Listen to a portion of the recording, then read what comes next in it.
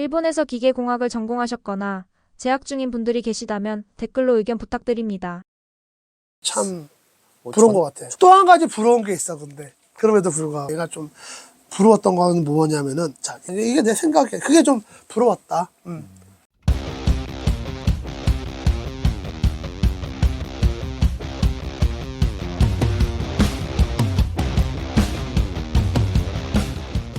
선생님 준비해 오셨죠? 그래. 네가 저번에 그 일본의 기계공학과 또 한번 조사 한번 해보자 그래가지고. 우리가 지금 이제 세계의 기계공학을 지금 기행 중이잖아요. 글쎄 저번에 너 저기 중국의 기계공학과 그거 했던 게 되게 마음에 들었나 봐. 네, 그래서 이제 점점점 중국, 일본, 뭐 그다음에 뭐 베트남 하든지 뭐 독일 하든지. 그래서 한번 나도 이제 그 일본의 기계공학과 이제 조사를 했고, 내가 먼저 번에 영상에서도 얘기했는데, 이건 내가 뭐 직접 가서 조사를 할 수 있는 상황이 아니잖아. 네, 그건 안 되죠. 그건 너무 이제 판이 커지고 우리 스케일에 맞지도 않고 그냥 온라인 상에 있는 내용들 이제 그걸 웹 검색 통해 가지고 이제 정리를 한 내용이다 이렇게 보시면 좋을 것 같아. 일단은 먼저 번에도 우리가 얘기했던 어떤 패턴이 뭐냐면은, 우리나라와 다른 나라에 있는 기계공학과에 있다 그렇죠. 공통점 비교하고 이제 차이점 이렇게 설명하니까 내가 설명하기가 좋은 것 같아. 그러니까 절대적으로 뭐 우리나라 기계공학과가 후졌어요, 아니면 우리나라 기계공학과가 넘버 원이에요, 캡이에요, 이제 이런 거는 아니고 비교를 한번 보자는 거죠. 우리가 배울 건 배우고 뭐. 그렇지. 이제 비교 우위가 이제 우리가 갖고 있는 비교 우위가 무엇인지, 또 채워나갈 부분은 무엇인지, 이제 이런 식으로 보면 좋을 것 같아. 자, 일단은 일본의 기계공학과하고 우리나라 기계공학과를 비교하면 전반적인 내용은 뭐냐면은 상당히 유사해. 이제 그게 그럴 수밖에 없는 게, 우리나라 최초의 그 기계공학과가 어디다 그랬어 내가? 전북대 기계공학과라 그랬잖아. 네. 근데 전북대 기계공학과 이전에 사실 기계공학과가 있었어. 기계공학과라는 말이 있었지, 고등학교에서. 근데 그게 경성공업고등학교, 일본이 만든 학교였단 말이야. 그러니까 사실 우리나라 그 케이스 교육도 일본에서 갖고 왔다고 얘기해줬잖아. 예. 그리고 모든 처음에 어떤 그 공학기술, 그러니까 공학기술의 교육체계도 일본 걸 많이 베껴?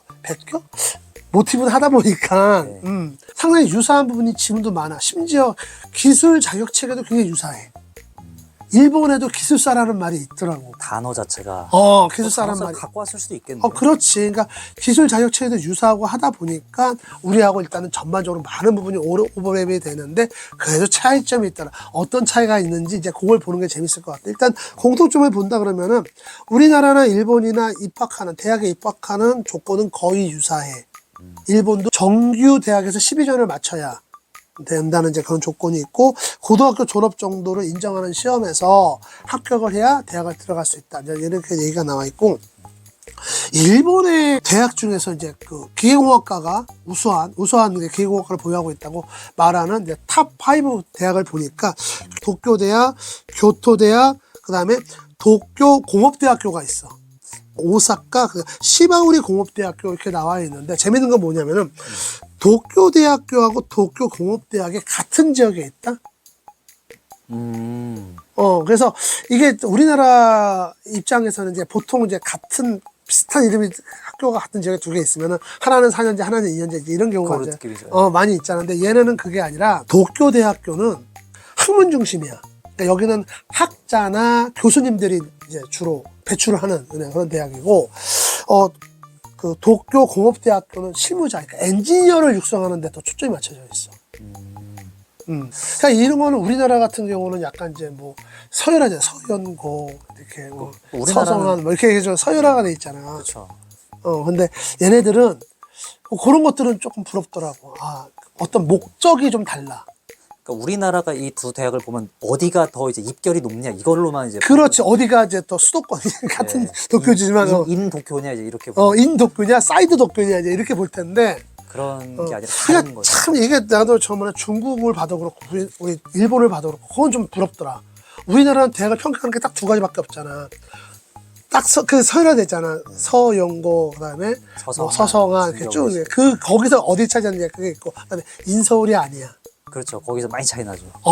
딱 그걸로 평가하는데, 이렇게 어떤 목적이나 특성을 갖고 그 오랫동안 명성을 쌓아온 대학들이 있다는 게 참 부러운 것 같아. 저는 이게 미국이나 유럽만 그런 줄 알았는데 이게 우리나라만 빼고 다. 이게 보니까 우리나라만 그래 보니까.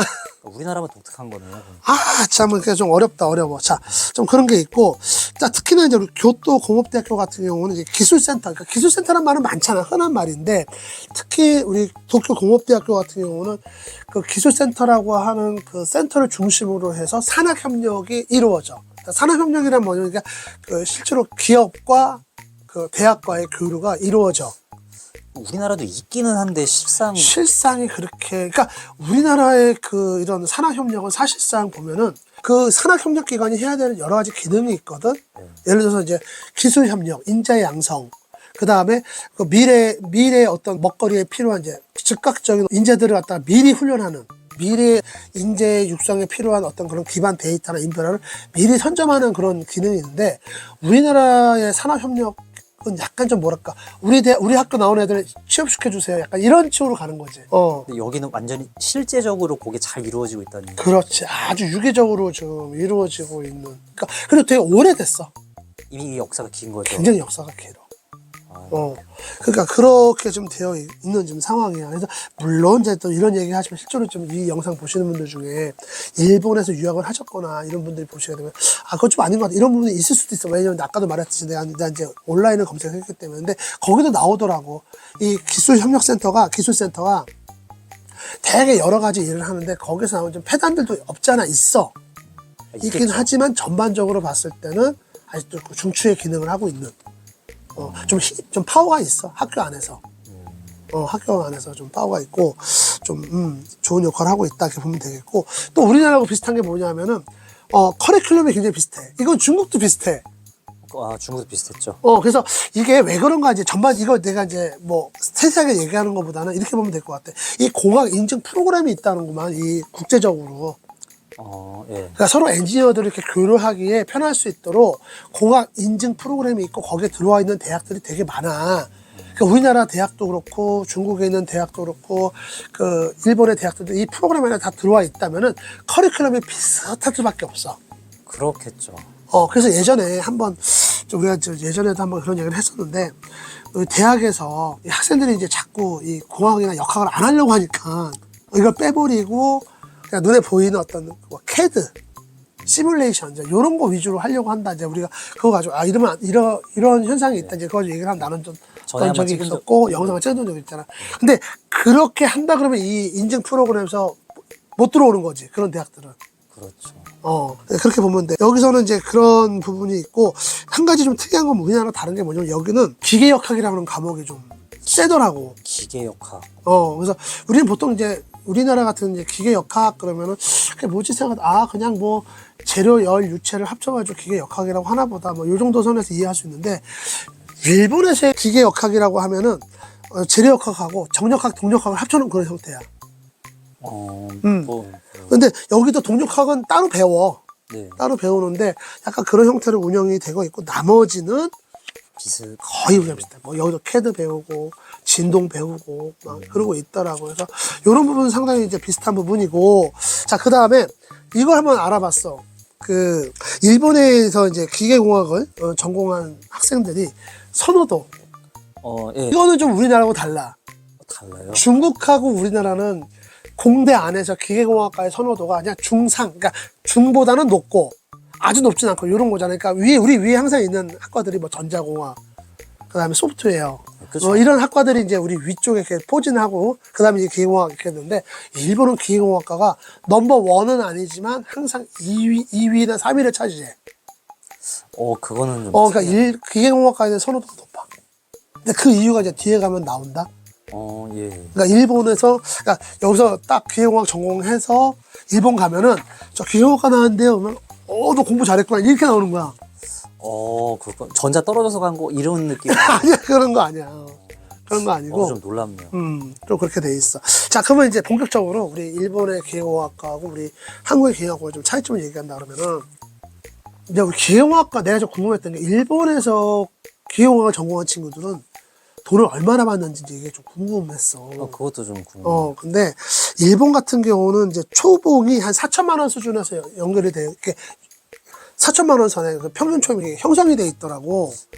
그러니까 우리나라 같은 경우는 사실은 이렇게 좀 대기업에 들어간 친구들, 이거보다 더 많이 받는 친구들도 있고. 그렇죠. 근데 대부분 이거보다 많이 못 받지.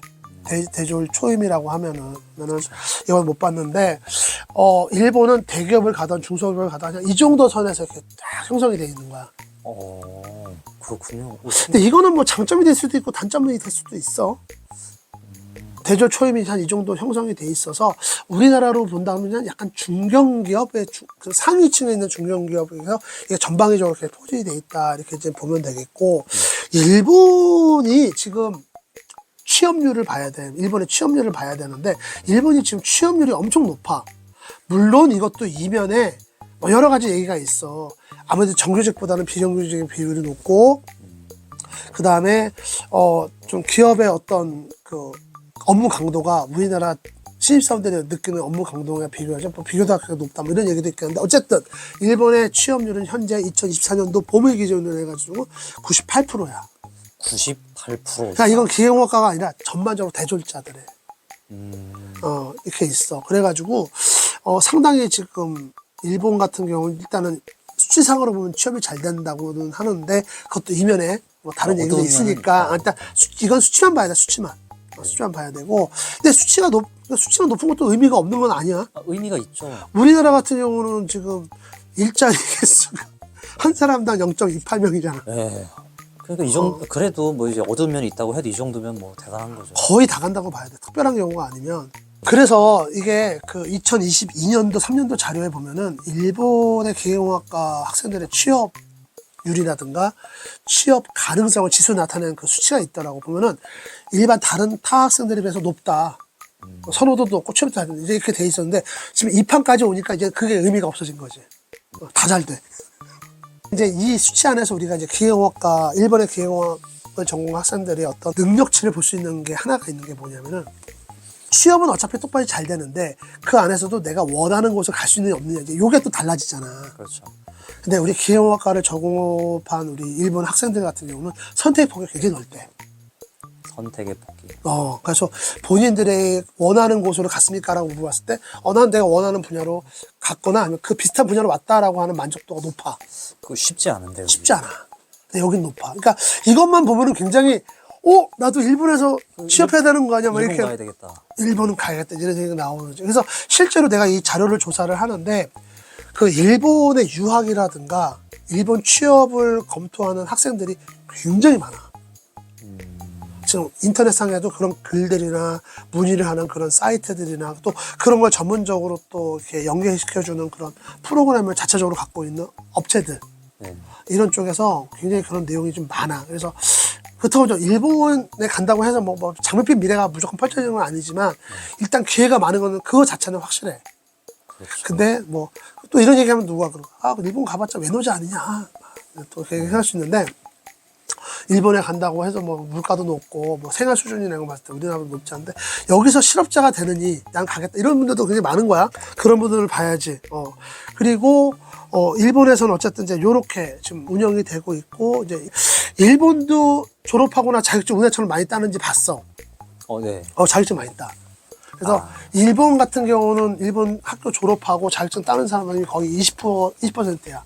많이 따네요. 근데 그러면 이제 이 얘기 들으면 또 어떤 분들은 그러니까 우리나라는 더 높지 않냐 할 텐데 아니야. 그러니까 기계공학을 전공해서 자격증 취득하는 사람 일반 기계기사만 봤을 때는 20% 정도밖에 안 되거든. 일반 기계기사 그게 많이 딴다고 그래도 물론 이제 다른 자격증이 다 합치면 많겠지만 기계 관련된 자격증은 많겠지만 일반 기계기사 봤을 때 20%니까 일본 같은 경우는 이제 기계 관련된 자격증 따는 사람이 한 40%가 되니까 우리보다 한 2배가 넘는 거지. 엄청 많네요. 거의.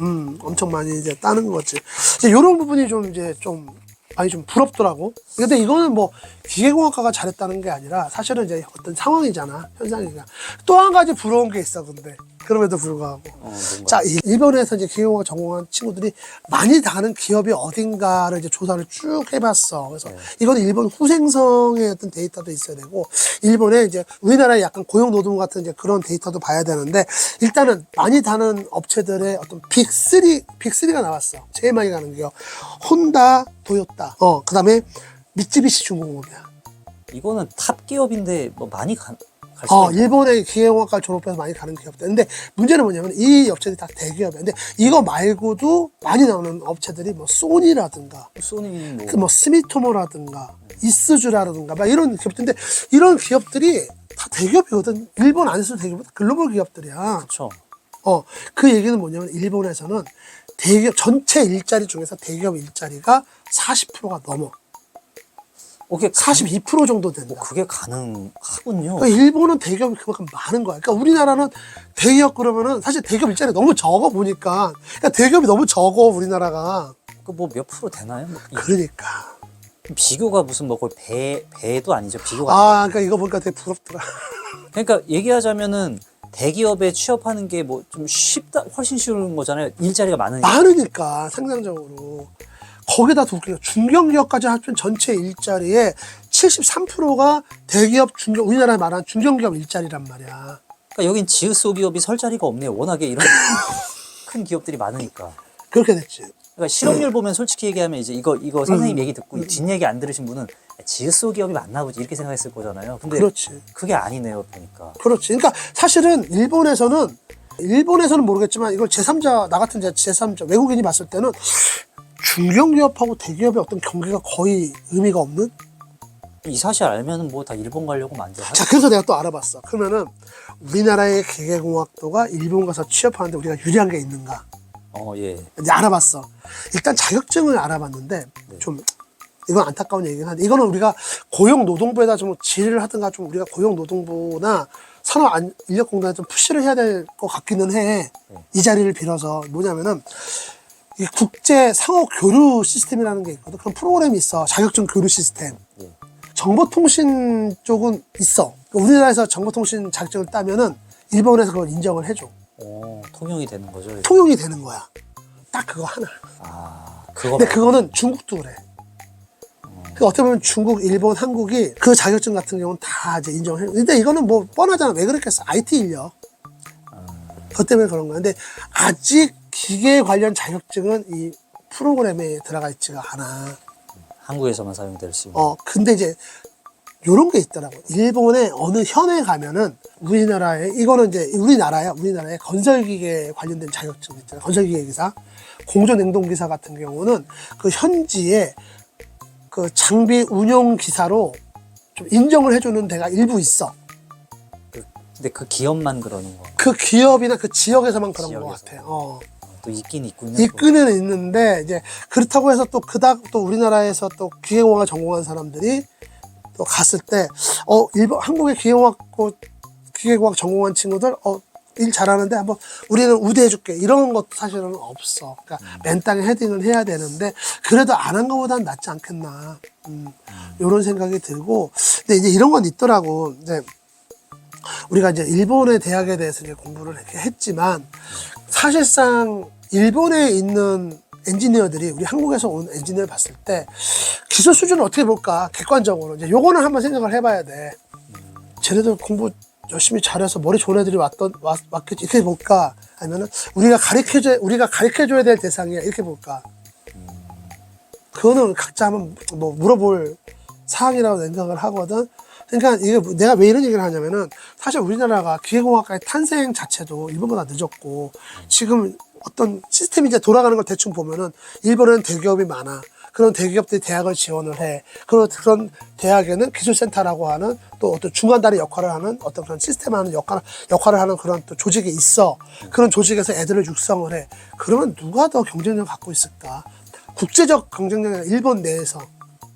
그게 좀 뻔하긴 한데. 그렇지. 비교가 좀 그렇죠. 그렇지. 그래서 내가 좀 생각하는 거는 일본에서 그 유학을 가서 공부를 하겠다. 이건 뭐 각자의 어떤 선택 상황이긴 한데 이거는 내가 지금 이거를 뭐 우리가 여기서 그 유학의 여부를 가리는 그런 영상은 아니니까 그 얘기는 처치를 하더라도 일단은 기회가 된다 그러면 되게 좋은 기회지만 거기 그 기회를 잡아서 일본에 가서 본인이 할 수 있는 역량은 굉장히 많이 끌어올려야 되고 많은 노력이 필요한 상황이 될 거다.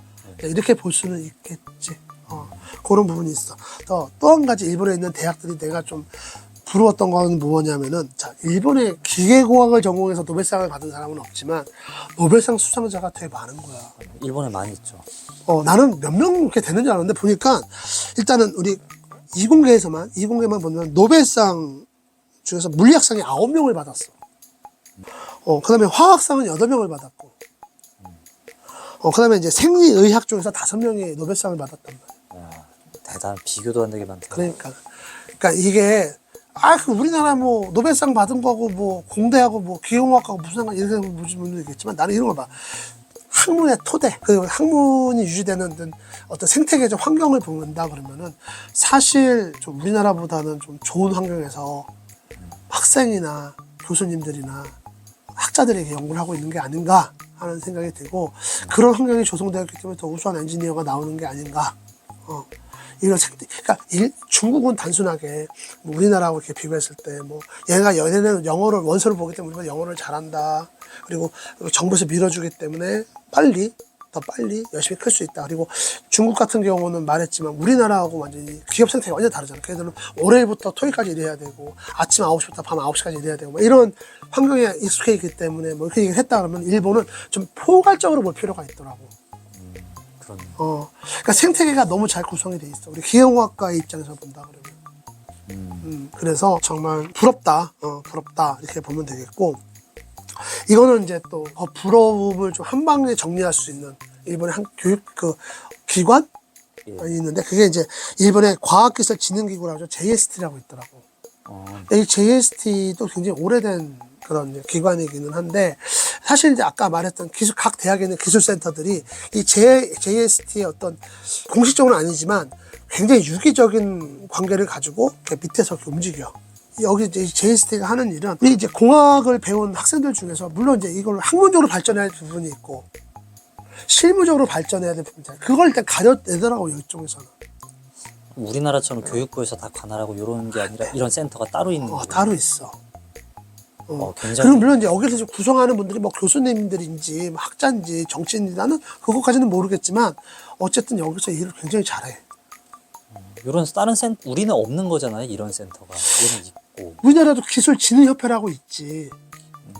기술진흥. 기술진흥협회, 뭐 기계학회 뭐 있고, 뭐 물론 일본도 이제 기계학회가 있긴 하지만 기관이 없는 건 아니야. 있기는 한데 그 존재감이 이렇게 사실 이렇게 크냐라고 물어봤을 때 나는 물음표. 그러니까 존재감이 크다는 얘기는 이쪽에서 정책을 결정을 하고 제안을 할 수가 있어야 돼. 그렇죠. 여기에서는 일본에서는 여기가 굉장히 정책을 결정을 하고 제안을 하고 뭐 그것들이 실제로 실행이 되고 하니까 힘이 좀 있어. 그러니까 한마디로 내가 했잖아. 우리의 운명을 법대 출신이나 언론 출신들이나 환경단체에서 100% 결정을 하는 게 아니라 실무자부터 이제 그쪽 출신들이 결정을 할 수 있는 결정권이 있는 거지, 한마디로. 그게 우리하고 가장 큰 다른 점인 것 같아. 얘기하자면은 실제 하던 사람들이 결정을 해주니까 좀 실용성 있는 그렇지, 얘기도 많이 그렇지, 나오고. 그렇지. 그래서 나는 이게 어떻게 보면 약간 좀 정치적일 수도 있는데 이런 기구들이 왜냐면 이런 사람들이 정책적인 뭐 기반을 제공을 하고 거기에다 합리성을 제공한다면 정치적이지 않을 수가 없잖아. 그렇죠. 뭐 순수과학을 한 사람들을 여기다 몰아놓고 우리끼리 한번 잘해봅시다. 이거는 아닌 거 아니야. 어쨌든 뭐 정관계 인사들하고 교류도 해야 되고 그 사람들 납득도 해야 되고 하는데 나는 이제 이걸 보면서 좀 느꼈는데 우리나라 같은 경우도 뭐 지금 뭐 늦었다 아니다 그걸 떠나가지고 이런 생태계 환경이 이런 생태계를 구성할 필요가 있잖아. 네. 그럼 혹시 기술자가 대통령이 되면 또 이런 뭐 그랬으면 좋겠지만 어쨌든 그거는 뭐 아니고 나도 지금 그러니까 이런 기구를 만들어야 된다 이게 아니라 지금 우리나라도 이런 비슷한 기구들이 있거든. 아까 말씀 뭐 협회라든가 학회라든가 이것도 이제 또 보면은 우리 기술사도 기술사 협회가 있듯이 그 기술사 중에서도 기계 관련된 또 기술사들 많이 있고 하니까 좀 이렇게 협조가 좀 유기적으로 이루어졌으면 좋겠고 무슨 뭐 어떤 프로젝트나 이런 거 갖다가 어떤 큰 덩어리만 볼 게 아니라 처음부터 작은 거부터라도 해가지고 뭐 우리 자격증부터 자격증 체계 뭐 이런 거 괜찮을까 막 이렇게 넣으면 이제 자격증 같은 경우부터 해가지고 쭉 이렇게 끌어올렸으면 좋겠다. 이게 내 생각이야. 그게 좀 부러웠다. 그게 내 결론이야.